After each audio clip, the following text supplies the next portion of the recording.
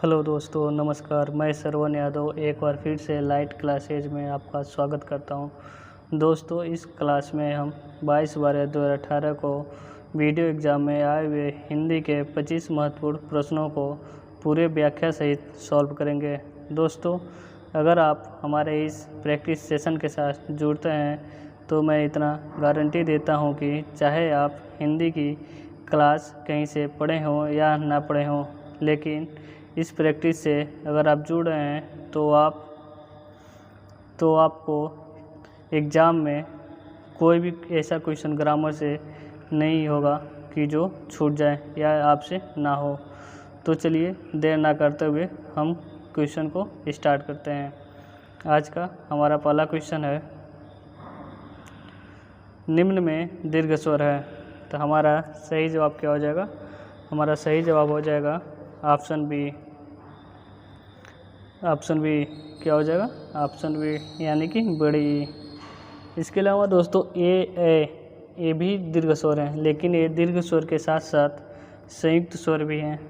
तो चलिए हम बात करते हैं पहले मात्रा या उच्चारण के आधार पर स्वर कितने प्रकार के होते हैं। तो मात्रा या उच्चारण के आधार पर दोस्तों स्वर 3 प्रकार के होते हैं। कौन कौन से? हर्ष स्वर होता है, दीर्घ स्वर होता है और लुप्त स्वर होता है। हर्ष स्वर कौन कौन से होते हैं? तो हर्ष स्वर हमारा होता है ओ होता है, क्या होता है? ओ होता है, फिर छोटी ई होता है, फिर छोटा ऊ होता है, उसके बाद री। ये हमारे क्या हो गए? ये हमारे हर्ष स्वर हो गए। दीर्घ स्वर की बात करें तो दीर्घ स्वर हमारा हो गया आ, उसके बाद हो गया बड़ी ई, बड़ा ऊ, ए ओ और ओ। ये हमारे क्या है? दीर्घ स्वर हैं। तो दोस्तों दीर्घ स्वर की संख्या कितनी होती है? 7 होती है। अगर पूछे हर्ष स्वर की संख्या कितनी होती है तो हर्ष स्वर की संख्या कितनी होती है? 4 होती है। और संयुक्त स्वर की संख्या कितनी होती है? संयुक्त स्वर की संख्या भी 4 होती है। संयुक्त स्वर हमारे कौन कौन से? संयुक्त स्वर हमारे 4 ये हैं, ए है, ऐ है, ओ है और ओ। ये हमारे क्या हैं? संयुक्त स्वर हैं। चलिए आगे बढ़ते हैं।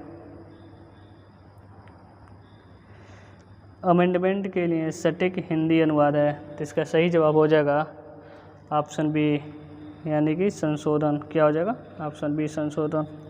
आगे बढ़ते हैं। उर्वशी किसका काव्य है? तो हमारा सही जवाब हो जाएगा उर्वशी ऑप्शन सी यानी कि रामधारी सिंह दिनकर की काव्य है। रामधारी सिंह दिनकर को उर्वशी काव्य के लिए कौन सा पुरस्कार मिला था? तो कौन सा पुरस्कार मिला था? इन्हें ज्ञानपीठ पुरस्कार दिया गया था। जबकि रामधारी सिंह दिनकर को संस्कृत के 4 अध्याय के लिए साहित्य अकादमी पुरस्कार से भी नवाजा गया था। रामधारी सिंह दिनकर की और रचनाएं कौन कौन सी हो गई? जैसे हमारी हो गई उर्वशी हो गई, कुरुक्षेत्र हो गया, रश्मिरथ हो गई। रेवड़का किसकी रचना है? ये रामधारी सिंह दिनकर की रचना है। जयशंकर प्रसाद की प्रमुख रचनाएं कौन सी हैं? कामायनी है, आंसू है, उर्वशी है, झरना है। किसकी रचना है? जयशंकर प्रसाद की है। मैथिली शरण गुप्त की प्रमुख रचना में क्या हो जाएगा? साकेत। किसकी रचना? मैथिली शरण गुप्त की। भारत भारती, यशोधरा, रंग में भंग, जयद्रथ वध किसकी रचना है? मैथिली शरण गुप्त की। इसके अलावा महादेवी वर्मा की मुख्य रचना है निहार है, नीरजा है, सांध्य गीत है, दीपशिखा किसकी रचना है? महादेवी वर्मा की रचना है। आगे बढ़ते हैं। निम्न में घोष वर्ण कौन सा है? तो हमारा सही जवाब क्या हो जाएगा? हमारा सही जवाब हो जाएगा ऑप्शन ए। क्या हो जाएगा? ऑप्शन ए यानी कि जो क्या है? जो हमारा घोष वर्ण है। इसके अलावा देखिए एक होता है घोष वर्ण और दूसरा होता है अघोष वर्ण। ये क्या होते हैं? व्यंजन होते हैं। जैसे कि प्रत्येक वर्ग का घोष वर्ण कैसे पहचानेंगे कि ये हमारा घोष वर्ण है? तो प्रत्येक वर्ग का तीसरा, चौथा, पांचवा व्यंजन क्या होता है? घोष वर्ण होता है। इसके अलावा सभी स्वर क्या हैं? सभी स्वर जो हमारे घोष हैं। इसके अलावा अंतस्थ व्यंजन में य, र, ल, व क्या होते हैं? य, र, ल, व। ये क्या है? ये भी घोष है, घोष या सघोष है। इसके अलावा ह हमारा क्या है? ह हमारा भी घोष या सघोष है। अघोष में क्या किया हो जाएगा? अघोष में प्रत्येक वर्ग का यानी 1 से 5 तक जो हमारे वर्ग हैं क से लेकर प तक, यानी क वर्ग हो गया, च वर्ग हो गया, ट वर्ग हो गया, त वर्ग हो गया और प वर्ग। इनका पहला और दूसरा व्यंजन क्या होता है? अघोष होता है। इसके अलावा बड़ा सा हो गया, फिर खड़ुआ ख हो गया और ये छोटा सा, ये हमारे क्या हैं? ये हमारे अघोष हैं। तो घोष कौन सा होता है? घोष प्रत्येक वर्ग का तीसरा, चौथा, पांचवा व्यंजन, सभी स्वर, अंतस्थ व्यंजन और ह क्या होता है? घोष होता है। घोष क्या क्या होते हैं? घोष में प्रत्येक वर्ग का पहला, दूसरा व्यंजन, उसके बाद बड़ा सा, खटकोड़ वाला सा और छोटा सा क्या होते हैं? अघोष होते हैं। आगे बढ़ते हैं। निम्न में स्त्रीलिंग शब्द कौन सा है? तो हमारा सही जवाब हो जाएगा ऑप्शन बी यानी कि गरिमा। गरिमा क्या है? स्त्रीलिंग शब्द है।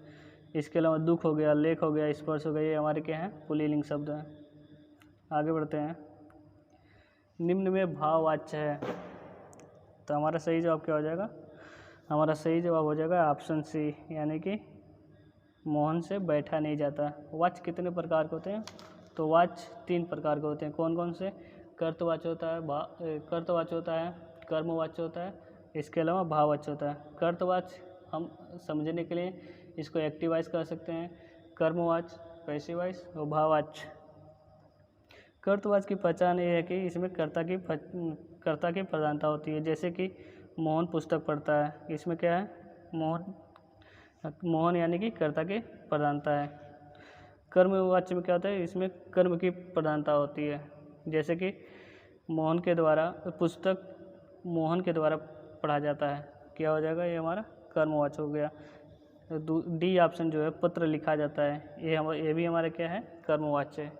भाववाच्य को पहचानने का नियम है कि इसमें नहीं शब्द लगा होता है। जैसे कि मोहन से बैठा नहीं जाता, मोहन से खाया नहीं जाता, ये हमारे क्या है? भाववाच्य हैं। आगे बढ़ते हैं। प्रश्न चिन्ह, निम्न में से प्रश्न चिन्ह कौन सा है? तो हमारा सही जवाब क्या हो जाएगा? हमारा सही जवाब हो जाएगा ऑप्शन बी। क्या हो जाएगा? ऑप्शन बी हमारा क्या हो जाएगा? प्रश्न चिन्ह। ऑप्शन ए क्या है? ऑप्शन ए हमारा पूर्ण विराम है। ऑप्शन सी क्या है? ऑप्शन सी ने जो है हमारा विस्मयादिबोधक यानी संबोधन चिन्ह का चिन्ह है। और ऑप्शन डी हमारा क्या है? ऑप्शन डी हमारा अर्धविराम है। क्या है? अर्धविराम है। आगे बढ़ते हैं। स्वावलंबी होने के लिए सही मुहावरा है, तो स्वावलंबी होने के लिए सही मुहावरा क्या हो जाएगा? सही मुहावरा हो जाएगा ऑप्शन सी। क्या हो जाएगा? ऑप्शन सी, पैरों पर खड़ा होना। प 12 होना, इसका अर्थ क्या हो जाएगा? खूब लाभ होना। प 12 का मतलब हो जाएगा खूब लाभ होना। पानी फेर देने का मतलब बर्बाद होना। फूंक फूंक कर पैर रखना है, इसका अर्थ हो जाएगा सावधान होकर काम करना। आगे बढ़ते हैं। ब्रज हिंदी की किस उपभाषा के अंतर्गत आता है? तो हमारा सही जवाब हो जाएगा ऑप्शन सी। ब्रज जो है हिंदी की पश्चिमी उपभाषा के अंतर्गत आता है। उपभाषा कितने प्रकार के होते हैं? तो उपभाषाएं हमारे 5 होती हैं। कौन कौन से? पश्चिमी हिंदी होती है, पूर्वी हिंदी होती है, राजस्थानी हिंदी होती है, पहाड़ी हिंदी होती है और इसके अलावा और बिहारी हिंदी होती है। तो उपभाषा कितनी होती है? उपभाषा 5 होती है। कौन कौन से? पश्चिमी हिंदी हो गया, पूर्वी हिंदी हो गया, राजस्थानी हिंदी हो गया, पहाड़ी हो गया, उसके बाद बिहारी हो गया। पश्चिमी हिंदी के अंतर्गत कौन कौन सी बोली आती हैं? तो पश्चिमी हिंदी के अंतर्गत ध्यान से सुनिएगा, कोरवी या खड़ी बोली, यानी कोरवी बोली को हम खड़ी बोली भी कहते हैं। इसके अलावा बांगरू को हरियाणवी भी कहते हैं। ब्रजभाषा, बुंदेली, कन्नौजी और दक्षिणी हिंदी किसके अंतर्गत आती है? पश्चिमी हिंदी के अंतर्गत आती है। एक बार और सुनेंगे। पश्चिमी की हिंदी के अंतर्गत आने वाली बोलियाँ कोरवी या खड़ी बोली, बांगरू या हरियाणवी, ब्रजभाषा, बुंदेली, कन्नौजी, दक्षिणी हिंदी किसके अंतर्गत आती है? पश्चिमी हिंदी के अंतर्गत आती हैं। पूर्वी हिंदी के अंतर्गत कौन कौन आती है? अवधी, बघेली, छत्तीसगढ़ी किसके अंतर्गत आती है? पूर्वी हिंदी के अंतर्गत आती है। राजस्थानी हिंदी के अंतर्गत कौन आती है? मारवाड़ी, जयपुरी, मेवाती, मालवी किसके अंतर्गत आती है? राजस्थानी हिंदी के अंतर्गत। पहाड़ी हिंदी के अंतर्गत कौन आती है? कुमाऊनी, गढ़वाली किसके अंतर्गत आती है? पहाड़ी के। बिहारी हिंदी के अंतर्गत कौन आती है? भोजपुरी, मगही, मैथिली किसके अंतर्गत आती हैं? बिहारी हिंदी के अंतर्गत आती हैं। तो इसका सही जवाब क्या हो जाएगा? ब्रज हिंदी की किस भाषा के अंतर्गत आता है? तो हमारा सही जवाब हो जाएगा ऑप्शन सी। क्या हो जाएगा ऑप्शन सी यानी कि पश्चिमी हिंदी। आगे बढ़ते हैं। निम्न में कौन सा शब्द देशज है? तो हमारा सही जवाब क्या हो जाएगा? हमारा सही जवाब हो जाएगा ऑप्शन डी यानी कि कटोरा। कटोरा हो गया, लोटा हो गया, पगड़ी हो गया, ये हमारे क्या है देशज शब्द हैं। जबकि गोबर हो गया, घोड़ा हो गया, हल्दी हो गया, ये क्या है? ये हमारे तत्व शब्द है। गोबर का तत्सम क्या हो जाएगा? गोबर का तत्सम गोबर हो जाएगा, ये वाला रो रहता है। हल्दी का हरदिरका हो जाता है, हल्दी का हरदिरका, हल्दी का क्या हो जाता है? हल्दी का हरदिरका हो जाता है। घोड़ा का क्या होता है? तो घोड़ा का घोटक हो जाता है, तत्सम शब्द। आगे बढ़ते हैं। निम्न में प्रेरणार्थक क्रिया है। प्रेरणार्थक क्रिया उस क्रिया को कहते हैं जो दूसरे को काम करने के लिए प्रेरित करता है, यानी दूसरे से काम करवाता है। प्रेरणार्थक क्रिया की पहचान ये है कि इसके अंत में आना या आना, इसके अंत में आना क्या? आना या वाना प्रत्यय लगा रहता है, आना या वाना प्रत्यय लगा रहता है। तो हमारा क्या हो जाएगा? सही ऑप्शन क्या हो जाएगा? हमारा सही ऑप्शन हो जाएगा ऑप्शन सी यानी गिराना। इसी का एक और ऑप्शन हो जाता है गिराना हो गया, गिरवाना भी हो जाता है। गिरवाना ये क्या हो गया हमारा? प्रेरणार्थक क्रिया। प्रेरणार्थक क्रिया की पहचान ये है कि इसके अंत में आना या वाना प्रत्यय लगा रहता है। आगे बढ़ते हैं। निम्न में अव्यय है। अव्यय, तो हमारा सही जवाब क्या हो जाएगा? हमारा सही जवाब हो जाएगा ऑप्शन बी यानी कि ठीक। ठीक क्या है? अव्यय है। अव्यय कितने प्रकार के होते हैं? तो अव्यय 4 प्रकार के होते हैं। कौन कौन से? क्रिया विशेषण अव्यय, संबंध बोधक अव्यय, समुच्चय बोधक अव्यय, विषमय बोधक अव्यय। अव्यय कहते किसे हैं? तो जिन शब्दों के रूप में लिंग, वचन, कारक आदि के कारण कोई परिवर्तन नहीं होता, कोई बदलाव नहीं होता, उसे हम क्या कहते हैं? अव्यय कहते हैं। आप ये बताइएगा ठीक जो है किस प्रकार का अव्यय है, किसके अंतर्गत आता है? कमेंट बॉक्स में कमेंट जरूर करिएगा। आगे बढ़ते हैं। दीन। दीन शब्द का सही अर्थ है। तो हमारा सही जवाब क्या हो जाएगा? हमारा सही जवाब हो जाएगा ऑप्शन ए, दीन मीन्स दिवस, दीन मीन्स गरीब। आप हमें ये बताएंगे अली, अली हो गया और अली, इसका सही अर्थ क्या होता है? कमेंट बॉक्स में कमेंट करिएगा। आगे बढ़ते हैं। निम्न में वर्तनी की दृष्टि से शुद्ध शब्द है। तो हमारा सही जवाब क्या हो जाएगा? हमारा सही जवाब हो जाएगा ऑप्शन डी यानी कि परीक्षा। परीक्षण का क्या होगा? परीक्षण का होगा परीक्षा, र पे बड़ी का मात्रा रहेगा। पूज्य, पूज्य पे प पे बड़ा ऊ का मात्रा रहेगा। प्राण का क्या हो जाएगा? प्राण का प्राण हो जाएगा। आगे बढ़ते हैं। उसने कहा था कहानी के लेखक हैं। उसने कहा था कहानी के लेखक कौन है? तो हमारा सही जवाब हो जाएगा ऑप्शन बी यानी कि चंद्रधर शर्मा गुलेरी। उसने कहा था कहानी के लेखक हैं। आगे बढ़ते हैं। महोत्सव का संधि विच्छेद होगा। तो महोत्सव का संधि विच्छेद क्या हो जाएगा? महोत्सव का संधि विच्छेद हो जाएगा महापलसोत्सव यानी महोत्सव, महापलसोत्सव। क्यों, कौन सी संधि है महोत्सव में? कौन सी संधि है? तो महोत्सव में हमारा कौन सी संधि है? दीर्घ संधि है। यहाँ पे महोत्सव में कौन सी संधि है? महोत्सव में हमारा गुण संधि है। और किस संधि के अंतर्गत आता है? स्वर संधि के अंतर्गत आता है। संधि कितने प्रकार की होती हैं? संधि 3 प्रकार की होती हैं, स्वर संधि, व्यंजन संधि, विसर्ग संधि। स्वर संधि के कितने भेद होते हैं? स्वर संधि के 5 भेद होते हैं। कौन कौन से? दीर्घ संधि होता है, गुण संधि होता है, वृद्धि संधि होती है, यड़ संधि होती है और अयादि संधि होती है। आगे बढ़ते हैं। अगला प्रश्न है, निम्न में योग रूढ़ शब्द है। तो योग, हमारा सही जवाब क्या हो जाएगा? हमारा सही जवाब हो जाएगा ऑप्शन बी यानी कि जलज। जलज क्या है? योग रूढ़ शब्द है। तो जलज हमारा क्या है? जलज हमारा योग रूढ़ शब्द है। क्या है? योग रूढ़ शब्द है। अब यहाँ की फिर हम बात कर लेते हैं शब्द के भेद की। शब्द के कितने भेद होते हैं? शब्द को 4 भागों में बांटा गया है। कौन कौन से? स्रोत या इतिहास के आधार पर, रचना या बनावट के आधार पर, अर्थ के आधार पर और रूप या प्रयोग के आधार पर। तो स्रोत या इतिहास के आधार पर शब्द के 5 भेद होते हैं। कौन कौन से? तद्भव, तत्सम, देशी, विदेशी, संकर। रचना या बनावट के आधार पर शब्द के 3 भेद होते हैं। रूढ़ शब्द होता है, यौगिक शब्द होता है और योग रूढ़ शब्द होता है। अर्थ के आधार पर शब्द के 4 भेद होते हैं, एकार्थी, अनेकार्थी, समानार्थी शब्द, विलोम शब्द। जबकि रूप या प्रयोग के आधार पर शब्द के 2 भेद होते हैं, विकारी शब्द होता है और विकारी शब्द होता है।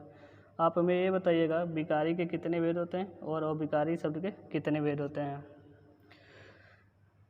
योगरूढ़ शब्द उस शब्द को कहते हैं जिस शब्द से हमें किसी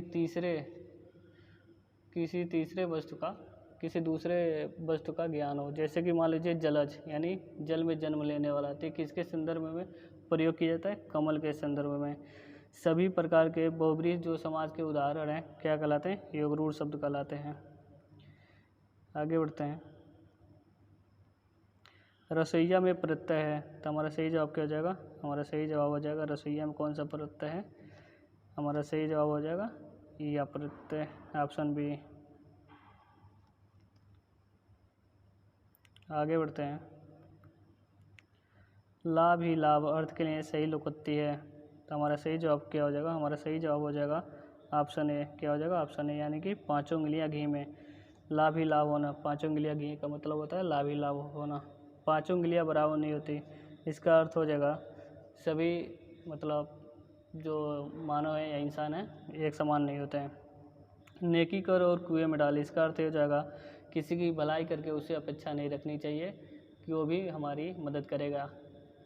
नेकी और पूछ पूछ, अच्छे काम करने के लिए पूछना नहीं चाहिए। आगे बढ़ते हैं। निम्न में रीत काल का कवि कौन है, तो इसका सही जवाब क्या हो जाएगा, इसका सही जवाब हो जाएगा ऑप्शन सी, यानी कि बिहारी। बिहारी किस काल के कवि हैं, बिहारी जो है रीत काल के कवि हैं। इनकी रचना कौन सी है, इनकी रचना बिहारी सही है।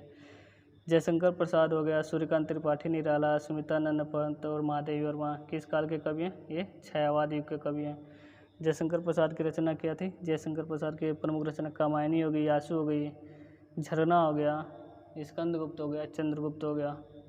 सूर्यकांत त्रिपाठी निराला की रचना क्या होगी, अनामिका, परिमल, गीतिका, जूही की कली किसकी रचना है, निराला की रचना है। और सुमित्रानंद पद की प्रमुख रचना में आ जाएगा पल्लव, लोकायतन, कला और बूढ़ा चांद, चिदम्बरम किसकी रचना, सुमित्रानंदन पंत की रचना है। आगे बढ़ते हैं।